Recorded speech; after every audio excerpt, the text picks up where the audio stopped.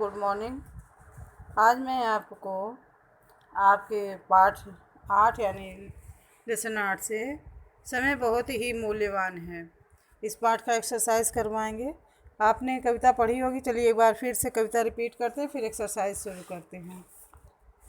चला गया जो समय लौट कर कभी नहीं फिर आता, सदा समय को खोने वाला कर मलमल पछताता।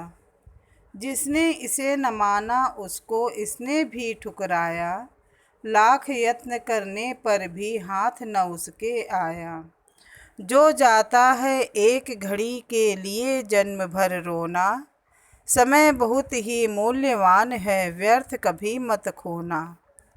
धन खो जाता श्रम करने से फिर मनुष्य है पाता, स्वास्थ्य बिगड़ जाने पर उपचारों से है बन जाता। विद्या खो जाती फिर भी पढ़ने से है आती, लेकिन खो जाने से मिलती नहीं समय की थाती। जीवन भर भटको छानो दुनिया का कोना कोना, समय बहुत ही मूल्यवान है व्यर्थ कभी मत खोना। रहती थी बापू की कट में हरदम घड़ी लटकती, उन्हें एक क्षण की बर्बादी थी अत्यधिक खटकती।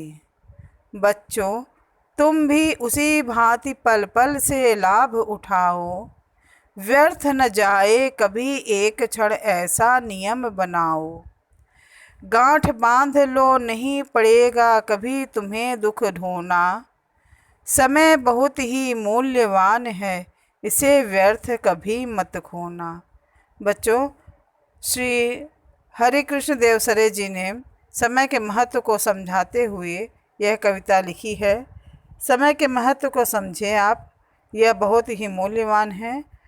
इस अवसर को जो आपके जीवन में जितने भी अवसर मिल रहे हैं उसे व्यर्थ कभी गंवाना नहीं चाहिए। इस कविता को आपको याद करना है।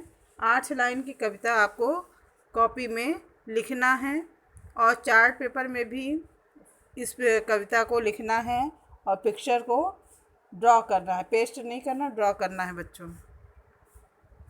चलिए शब्दार्थ बताते हैं। कर मीन्स हाथ। वैसे हमने पहले जब ये कविता पढ़ाई थी तो प्रत्येक शब्दों के अर्थ आपको हमने बताया था, आपने नोट किया होगा। चलिए आपके बुक से शब्दार्थ बताते हैं।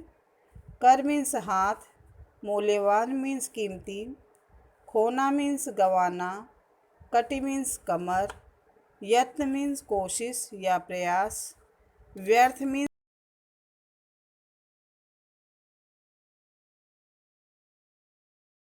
बेकार, बुरी लगती थी। प्रश्न उत्तर है, बापू को कौन सी चीज लगती थी? बापू को एक क्षण की बर्बादी बहुत बुरी लगती थी, अत्यधिक बुरी लगती थी। यह समय हाथ से निकल जाने पर क्या होता है? समय हाथ से निकल जाने पर जीवन भर पछताना पड़ता है, क्योंकि बच्चों वह समय दोबारा लौट कर नहीं आता। है समय को मूल्यवान क्यों कहा गया है? विस्तार पूर्वक बताएं।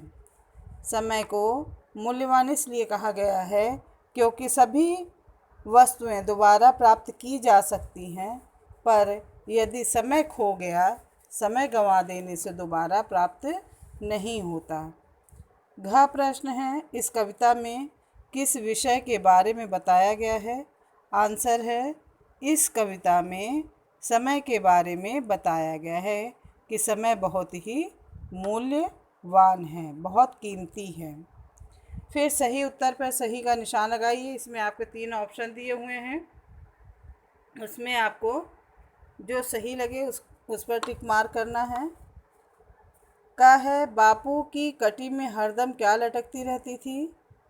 छड़ी, घड़ी या तलवार? तो आंसर है, बापू की कटी में हरदम घड़ी लटकती रहती थी।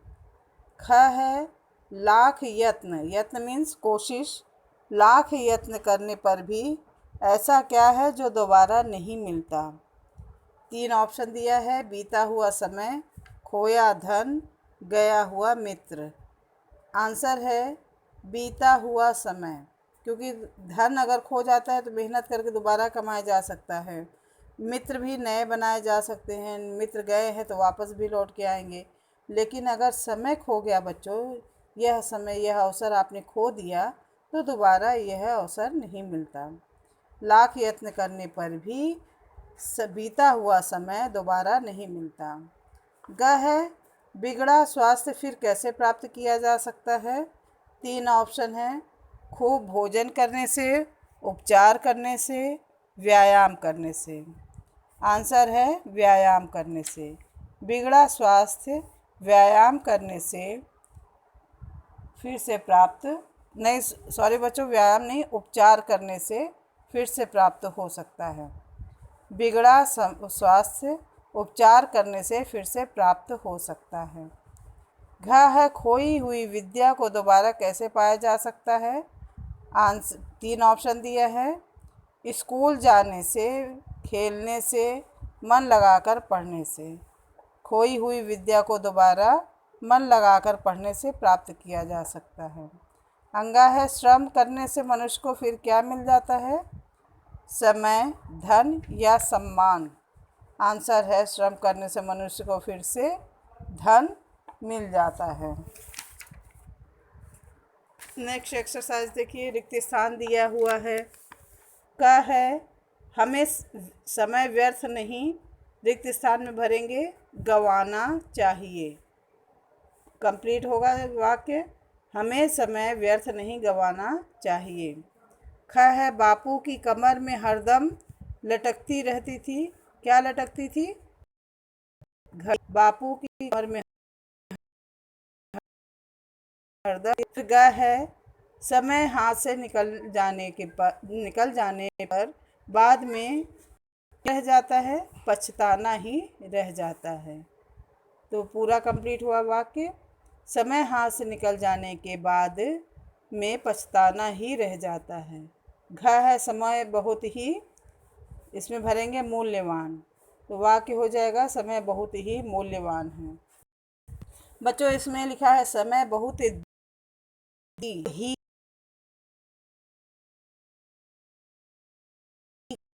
कर लेना कीजिए। मिलान है मूल्यवान का मिलान करेंगे कीमती, कटी का कमर, हाथी यानी खजाना, व्यर्थ भी बेकार, श्रम मेहनत। फिर से देख लीजिए, मूल्यवान का मिलान करेंगे कीमती शब्द से, कटी का मिलान करेंगे कमर शब्द से, हाथी का मिलान करेंगे खजाना शब्द से, व्यर्थ का मिलान करेंगे बेकार से, श्रम का मिलान करेंगे मेहनत से। और आज हम आपको एक होमवर्क दे रहे हैं, पर्यायवाची शब्द, समानार्थक शब्द यानी पर्यायवाची। इसमें आपको 2 समानार्थक शब्द भरना है।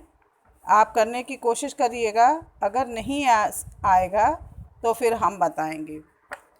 यह पाठ आपका पूरा हुआ। धन्यवाद।